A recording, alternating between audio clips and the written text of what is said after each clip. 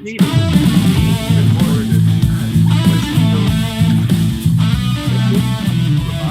Robotic. Non-emotional. Yeah. Hey everybody, welcome to Conscious Guys Get Laid More, episode Eventually. 12. Eventually. Mm-hmm. We are here today brought to you by Sweat. Deodorant in My Garage. Old Spice. All you got to do is close all the doors and have it be summertime. And you can have your own sweat in your own garage. Mm-hmm. We're thinking about starting a sweat lodge. In my garage. Dude, that would get so dank and stinky. I don't know how those hot yoga places, the hot yoga studios, how they do business. Oh, I don't know. Because have you been to one? I've only been to a warm yoga session, which was in the low 90s. That's hot. Yeah, but sometimes they can do, well, I think they go higher. Yeah, I think they get up to like 100 or something. Yikes. I was sweating profusely, and I sweat a lot, and I'm in a pool on my yoga mat. And everybody at that point, when you're freaking doing your stretches and your asanas and whatnot, it's just got to be a pool on the ground. I don't know what they do. I don't know either. Like cleaning that it's like bodily fluids. Is that? But they move a next class right in thereafter. Right after. I don't get it. Oh, maybe that's the cold yoga class, and it just turns to ice. Ugh. That's weird. I've never been to a hot yoga class. No. Mm-mm. No. I guess we could try. We could. Or just make shit up in our heads about it. It's hot. I know that. I know that much. All right. On that, actually, Cassie is at a yoga retreat. She is retreating. She has retreated to Costa Rica with baby Grace. Dude, that'd be so cool to go to Costa Rica. Yeah. Well, the thing was, that was out. We had a plan. I think in 2019 we said, "Hey, let's go to Costa Rica. That sounds cool. We'll figure it out for 2020." And then the pandemic came, and essentially we just squashed that and pretty much all travel. Yeah. And then a month or two ago, her yoga studio, Dharma Yoga House, they said, we're going to go to Costa Rica. And Cassie said, holy cow, that's amazing. But at that point, I'll have a 6-month-old. I don't know. That's too much. It's too early. I'm not going to do it. And then she, the next week, she keeps going and doing more classes and talks with the head of the studio and was telling her like, I'm just too much. It's too much with, I would have to bring Grace. She would have to bring Grace. And I couldn't go because I have 2 conscious leadership circles through this week. And I can't miss them both.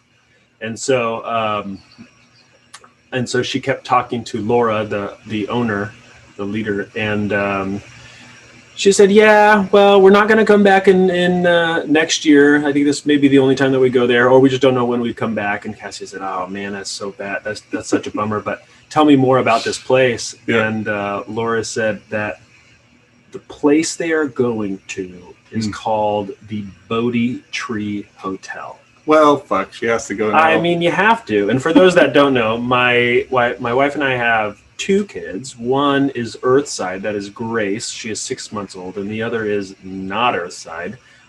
His name is Bodhi. He was stillborn, and he would have just turned 4 years old. So his name was Winston. That's okay, bud. Hey, Winston. It's all good, bud. Dude. He's not liking the sweat. The garage sweat. It's okay, bud. Look at that. He's like, I'm scared. I don't know what the thing is. And his name was Bodhi, spelled Bodhi, because that is the root word of enlightenment in Sanskrit. And the Bodhi Tree Hotel, or resort, or whatever it's called, is spelled the same name with the same intent. Bodhi is the tree that the Buddha became enlightened under. So that tree and that name obviously has a lot of significance to us. And so when she said that they were staying at the Bodhi Tree Hotel, I was like, well, that's a done deal. So Grace has a little, I think she got her passport photo taken when she was like 4.5 months old. It's the cutest little mugshot. That's so cool, man. She'd already done her first international trip when she was 6 months old. That's badass. So yeah, so she's at the Bodhi Tree Resort in Costa Rica, and she's there for a week. She left on Saturday, gone till next Saturday, and I am Winston and I are bacheloring it up in our house. How's that working for you? I enjoy it. I like it. I mean, I love hanging with Cassie. I love our time with Grace, and I love the things that we get to do. Her and I also have a really good relationship where we have very distinct and different hobbies and different groups of people that we hang with and different things that we do that the other, like Cassie's invited to mine or I'm invited to Cassie, but we really don't care for it. So we don't go and do. Like she is attempted to mountain bike a handful of times and she's done it and she doesn't care for it. It's not our cup of tea. Even as much as she would like to, because we talk about going and traveling and going to mountain biking places, and she's just the idea is way more enticing than the actual pursuit of. And that's the same for me for yoga. I've done it dozens of times. It's fine, kind of enjoyable, but it's 100 times out of 100, if you ask me, what do I want to do? Do you want to go mountain biking or do yoga? I'd rather go mountain biking. Would you go run or do yoga? I'd rather go on a run. So it's not what I look forward to. There's times when she will ask me, hey, I'd like you to go to this session with me. I'm leading it or my girlfriend's leading it and it's her first class and I want to go support. And I'm like, hell yeah, all for it. Nice. All for it. That's totally cool. So we'll do that. But we do a lot of different stuff not together. And and at the beginning of our relationship, we used to, I think we've talked about this on the podcast. I don't know. You and I have definitely talked about this. At first, she used to live in Northern California and I lived in Southern California. So we had a long distance relationship from the get-go. Yeah. And then because when she moved down to Southern California, she still had all of her clients and all of her workshops that she was leading or a part of or working with in Northern California. So she would be gone 10 to 15 days out of the month. And that was normal. So there'd be a lot of time when I had my own stuff and she had her own stuff. And so I think that was from the get-go that we saw that we have different likes and different lives that are not 100% overlapped. And the parts that are not overlapped, we enjoy and it's totally fine. It has the feeling of creating the longing and the joy, our heightened sense of joy when we do reunite, we do get back together. Yeah, that's nice. It helps me. I think she would agree with this, but it helps me get perspective on our relationship. What do you mean? It kind of has if I were to use a metaphor, it's like, is that a simile? I think simile is like an analogy. Yeah, the analogy. Let's just supersede this whole thing. Supersede it. Since I don't speak well English. Oh no. It's like it's like being in a soccer game and then stepping out into the sidelines at halftime. And then re-looking at the game. How's the game going? How are you playing? How are all the positions going? How's the opponent? What do you need to figure out what to do next? And as opposed to trying to figure that out whilst running down the field, yelling for the pass. As much as you are doing that, you still get that time to reflect and move back. When I get the time to reflect and move back when we are apart and think, oh, I'm showing up like an ass over there. Or actually, I really enjoy how I'm showing up. I think I'm going to continue to push in that direction or whatever it is. And I think I'm assuming she does the same thing. That's fascinating. I wouldn't have thought that. No? What would you think? I have no idea. I don't know that I thought about it that way. I'm trying to think. Well, what was it like for you? Yeah, for so long, Karen was traveling for work as a consultant, 4 to 5 to 6 days a week, right? Or internationally and being gone for like a month at a time. That was crazy. Right.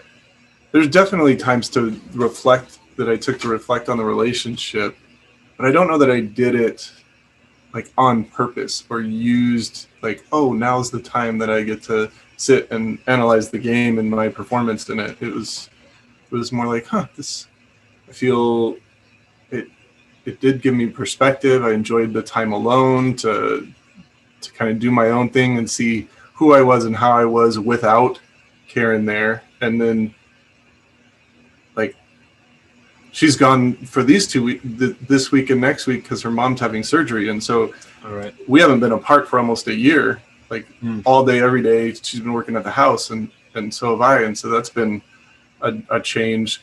And now I'm like, I miss her like crazy. And so I noticed that when I'm talking to her on the phone, as opposed to in person, I'm like excited to hear about her day, wanting to understand things. Whereas when we're working in the same house, like 100 feet apart, like I hear all our conversations, I already know what's going on, and I'm like, fuck, I don't really care. Yeah. And so it's a little bit different, but wow, that's really awesome actually to specifically consciously take that time and say, hey, like how have I been showing up in this relationship now that I have my space to kind of put things on the table and sort through it? That's really cool. Yeah. What I try to do is also,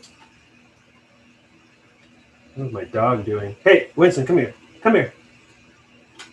Eating a leaf. Nice. You can keep eating the leaf. I thought you were eating poison, though I don't have any poison. What was I saying? Oh, I also find it humorous or to watch myself with what activities I actually do when she's gone. Yeah.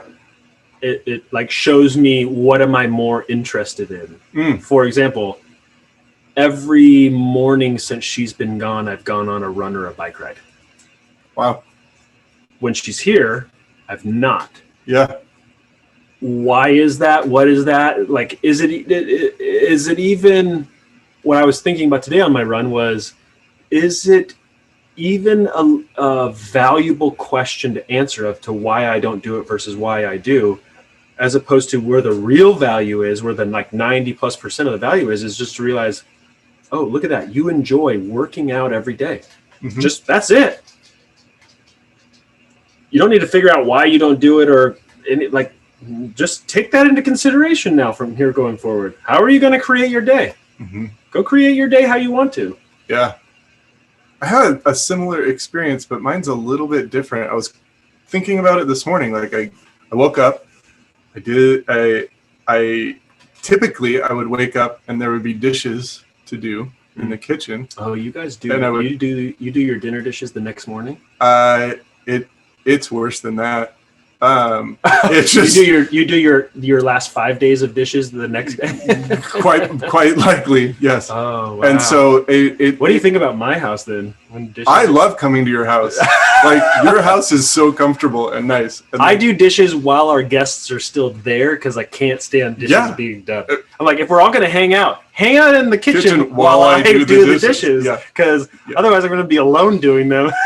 Yeah, I do something similar when guests come over. It's kind of interesting, but like I noticed I had already done my dishes. Like I had 2 plates right. the entire day yesterday, right. And this morning they were in the dish drainer dry. Yeah, and I'm all, oh look, I could put my dishes away, and it won't take an hour to sift through this shit. And I'm like, wow, I really like a clean house. I really enjoy having a minimal use and destruction of the services in the house. Like there's not and Karen made a joke when she left. She's all, yeah, I'll be gone for 2 weeks and we'll just see how messy the house gets and see if it's really me. And I'm all, you Bitch, really think that's a question? Watch me.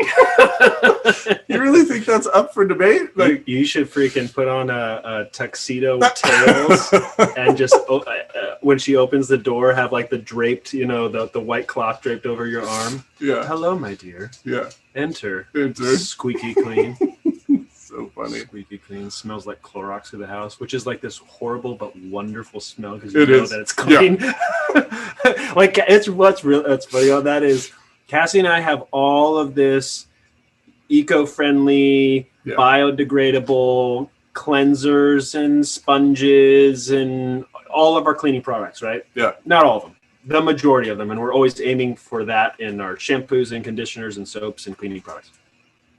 And then we are so happy when our house cleaner comes over and uses her super toxic, super strong, fucking nuclear bleach shit, and the house smells like, fabuloso. Yeah, it smells. It smells like crazy chemicals. Yeah, because we just know it's clean. It's clean. There's no doubt about it. Like, it's incredible. If all of us hippies could figure out some cleaning products that really actually clean, man, that would be really sweet. Yeah. The other thing that I notice is I make decisions faster when she is not here. So, for example, we've wanted we're trying to updo our backyard. Okay. And we had the dining room, or not dining room, the dining table, the patio table, one you built. the one that I built. Yeah. And then we had a handful of chairs around it, right? And she said, no, I want a different one, because we wanted a lower thing and we wanted more of a lounge area so that Grace could crawl up and down and whatnot and stuff. And I was like, that's super cool.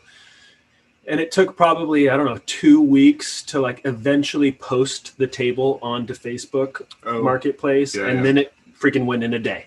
Right. And this was a month or two ago.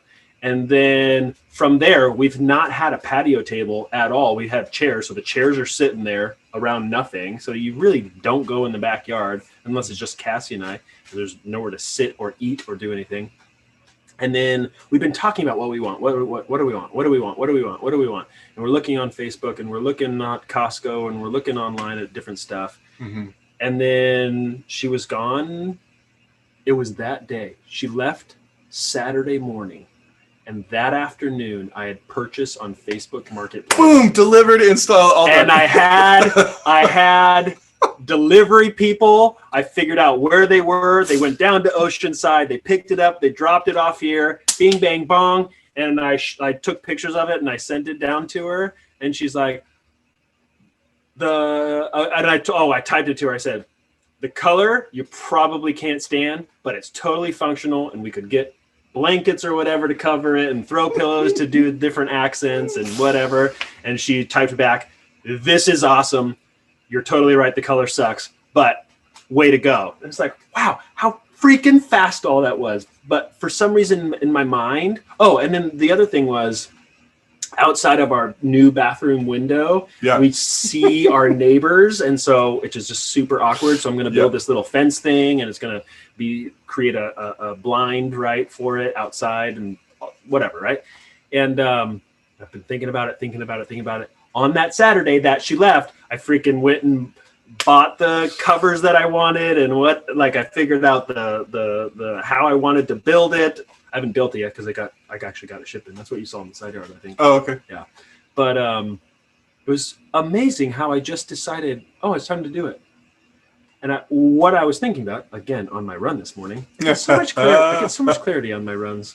Did I show you the coyote? Oh, yeah, that was yesterday. I showed you the coyote. That was cute. That was super cool. What was I saying? You were talking about the thing on the side, and then on your run, you got so much clarity because you were figuring something out. Yeah, I'm wanting to please her. So I'm waiting for her to tell me what she wants, and then I'll go and do it.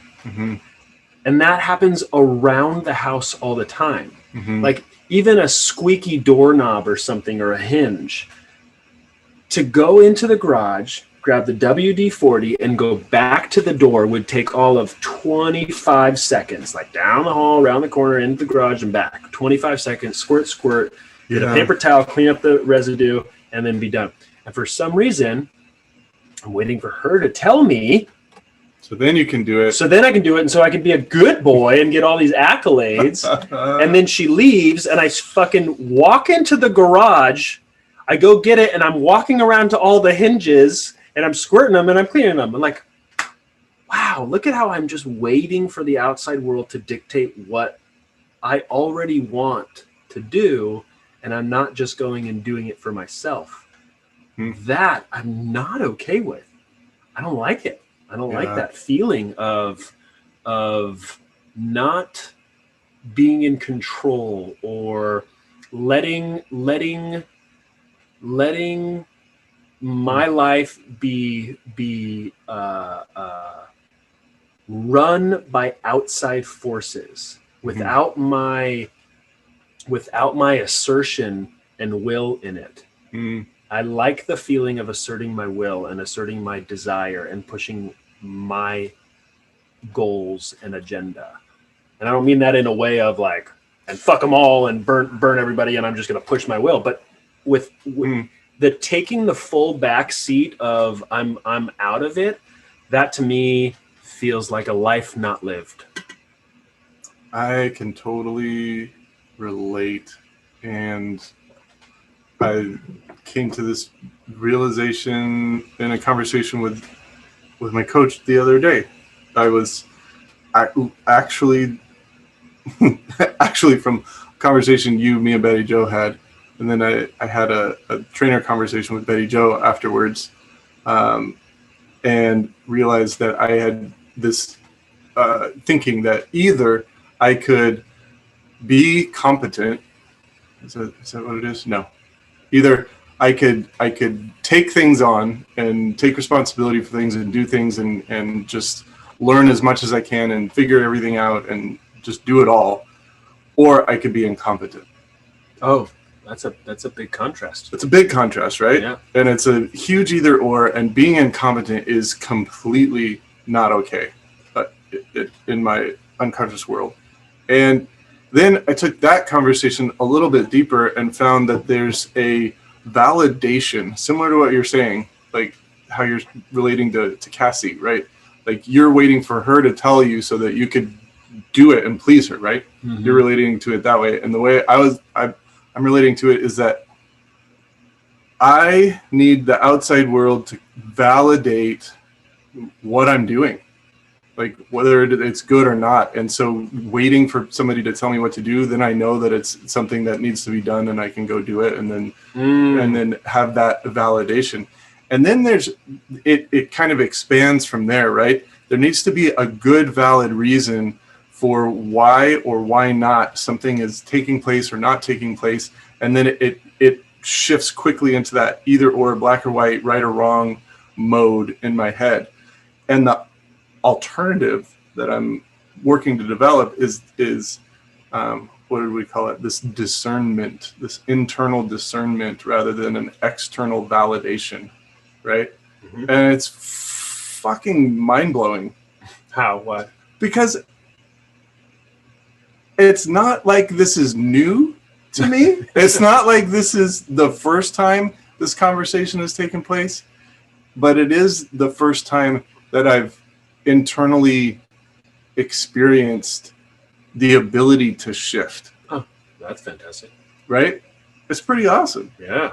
And so, like, as you're explaining your story, I'm thinking, oh, that's fantastic. That's so encouraging and wonderful and beautiful. And goddamn, I like that too. Like, yeah.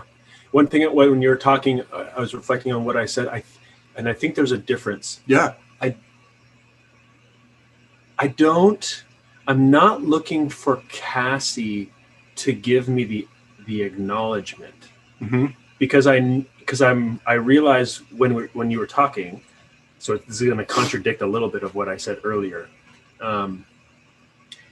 Is there's sometimes when she's asked me to do something and I almost feel a resentment that I have to go do it. Sure. Yeah. I don't want to do that. Like, yeah. You know where the WD-40 is. Mm-hmm. You know how to read the directions, and or most everybody just understands WD-40. You just squirt it in the general direction of the squeak and you're kind of good. Yeah. Right. Mm-hmm. It's more, what is it?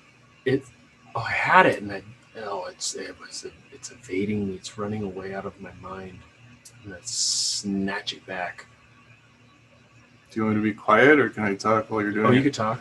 So I have something similar with Karen, like the dishes, right?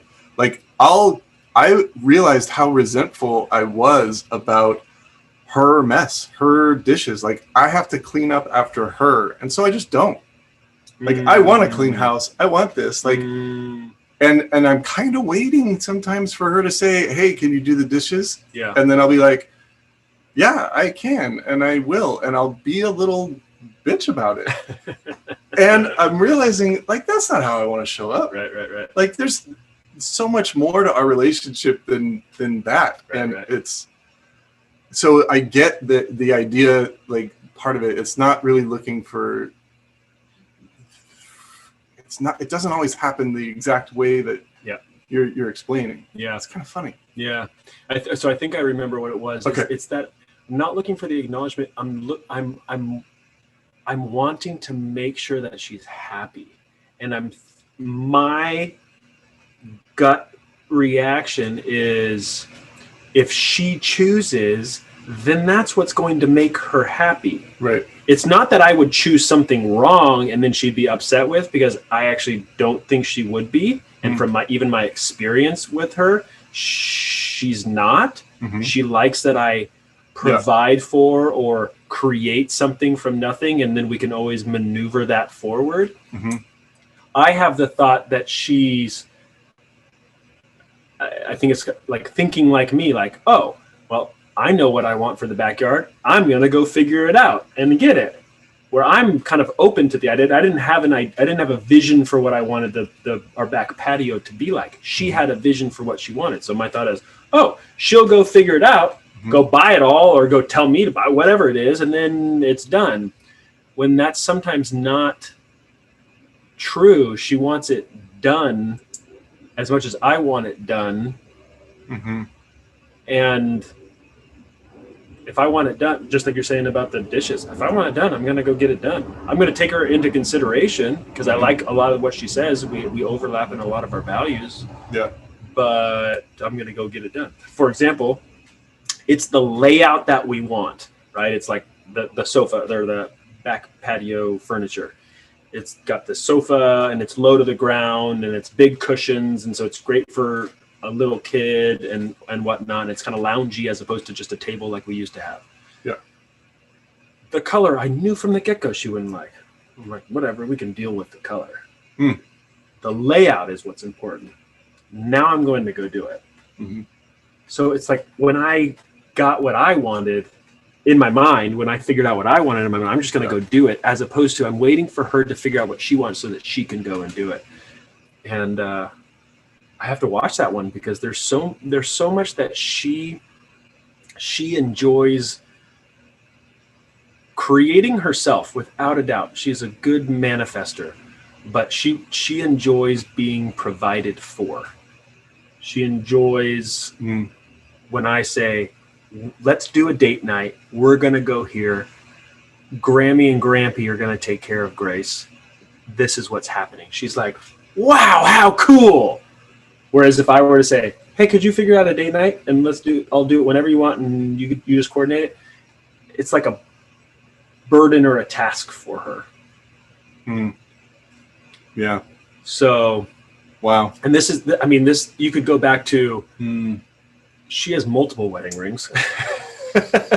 Oh. The wedding ring that I bought, which was a surprise to her because I proposed after 3 months of dating, I had no idea the color that she wanted. I had no idea the design that she wanted. We had never talked about marriage. Well, we talked about marriage. We never talked about rings. We never talked about time frame for marriage. So I fucking just went in like, kaboom! Like, let's just pick this one out of the lineup.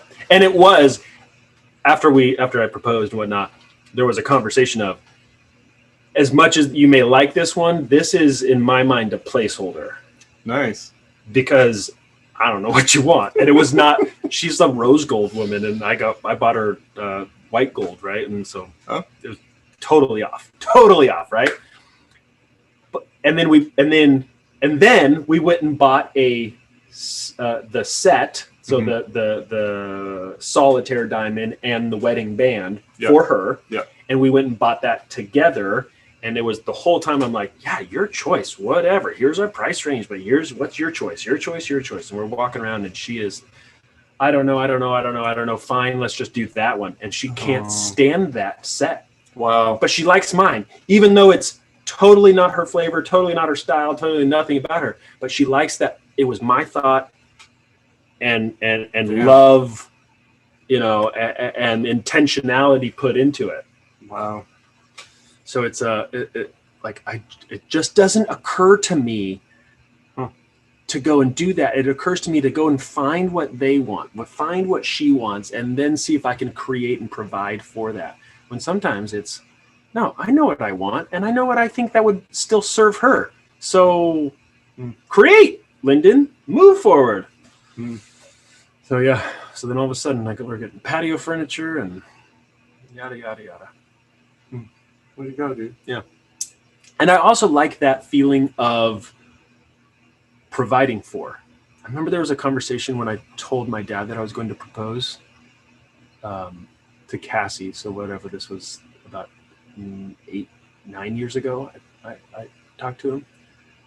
And then I think a couple months thereafter, it was kind of like one of those conversations was like, he sat me down. He doesn't really sit you down and have a conversation. This just kind of comes up, but you can tell like, oh, there's some depth with the tone of his voice. There's some depth coming in here. So, wow. So get my mental notebook ready. And he said, there's a difference with how you live your life. And I believe how you're going to want to live your life. You're going to want to incorporate providing for.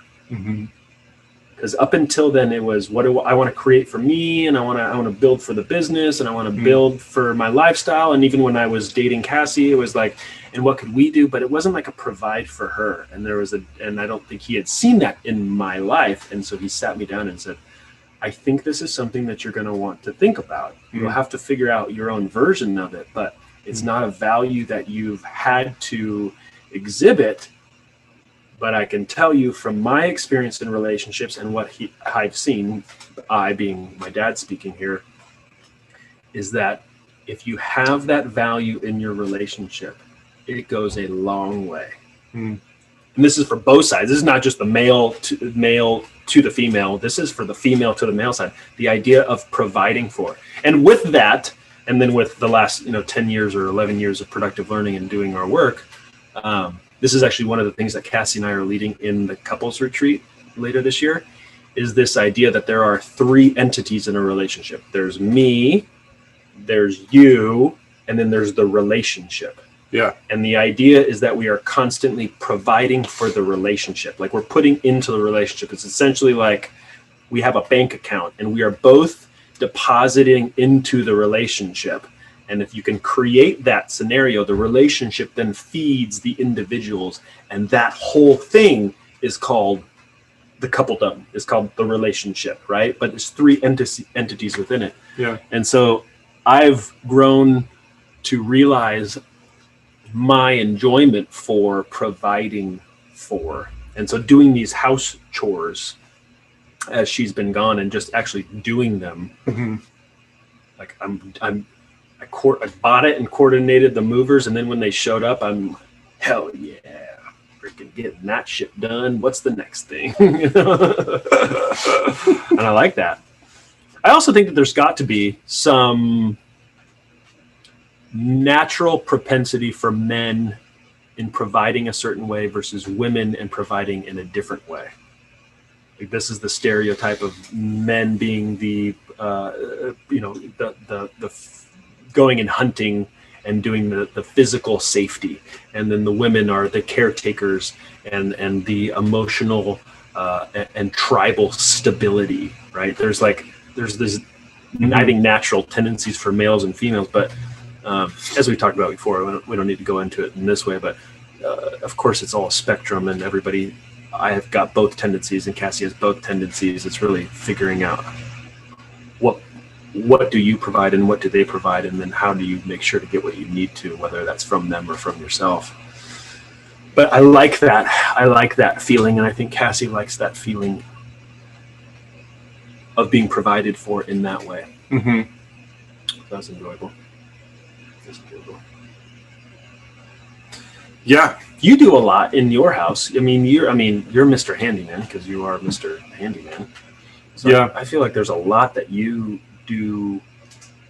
There's a lot of skills and talents that you have that I really envy.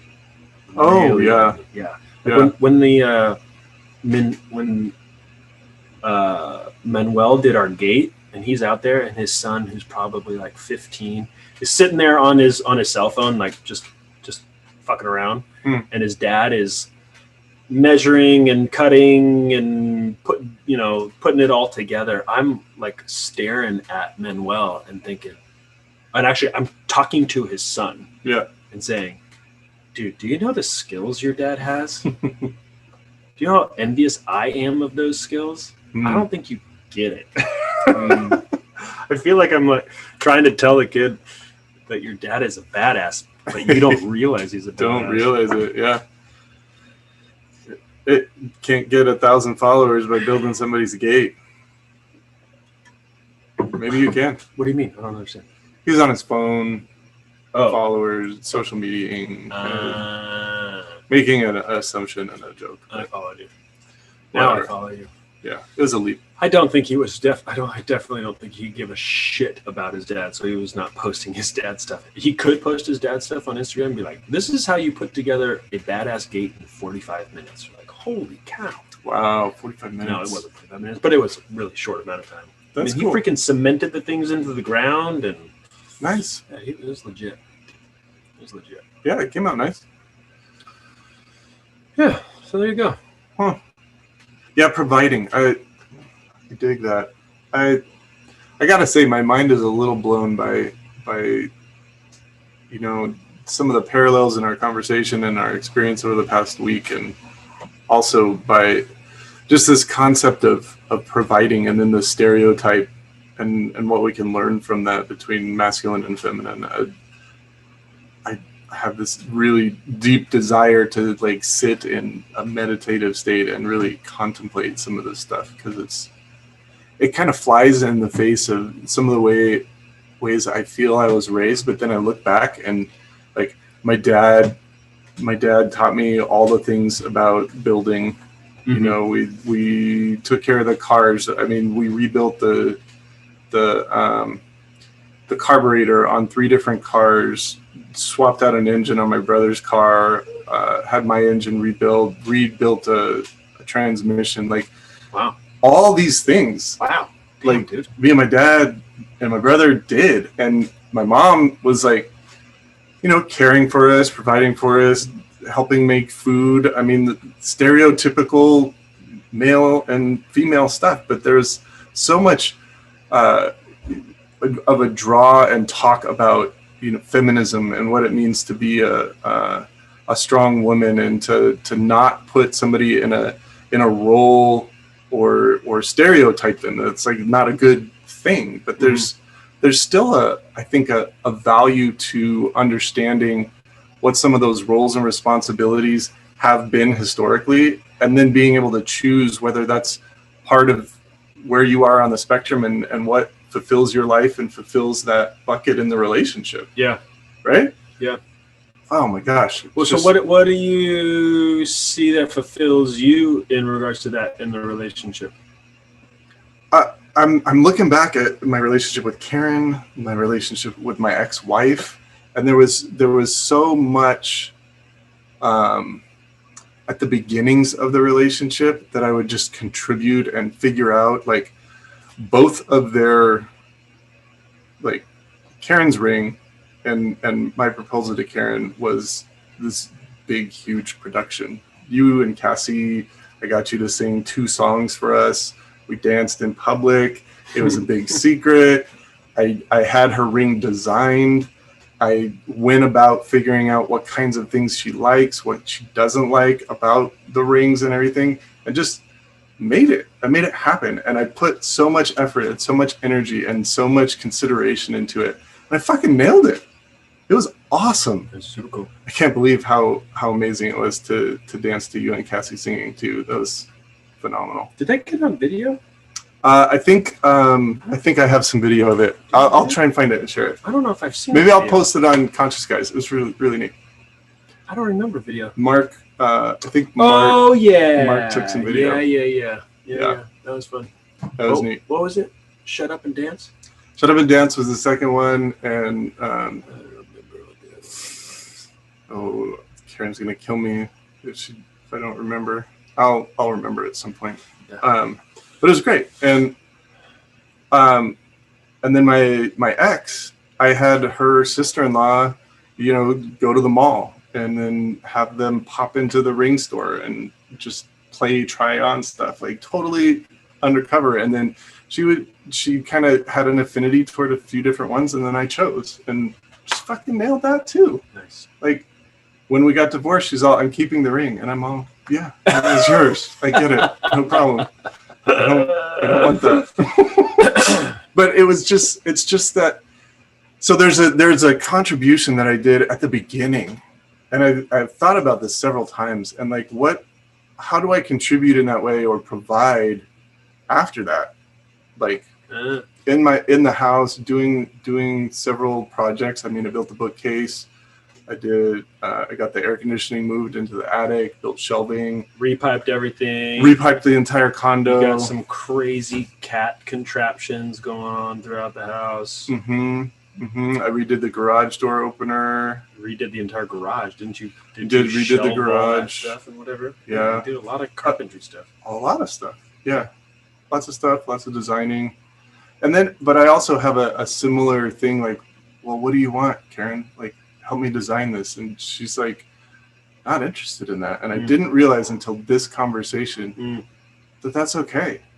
Like, because like the bookcase I built and the shelves I built, like she raves about it. She's taking pictures of them, shared it with her friends. She fucking brags on them. And I'm like, well, look at this gap. Oh, look at this. This didn't turn out the way I really wanted it. And she loves everything about it. Yeah. And I'm picking it apart. Did she design it? Or did you just say, I'm going to make a bookshelf because I don't want all this shit on the floor? She said, I just want my shit to fit. I'm like, okay. I'm like, all right. Yeah, it is. It's really neat. So, yeah, I have skills and talents, and I have paused them in a similar way to not want. It's not that I don't want her upset. It's that I want to make sure that what I'm doing will provide for her happiness. Like I want to guarantee almost. I get it. And it's not necessary. No. Like she fucking loves me, dude. Yeah. She loves me. She loves what I do. She loves what I create. Yep. She loves me in bed. That's all good. Yep. Nice, dude. Huh. Yeah. Let's end on that high note. Fuck yeah. Killer session. Hey, great job, all you listeners out there. Yeah, all of you. Hope you get laid more. Ta-da! Bye-bye.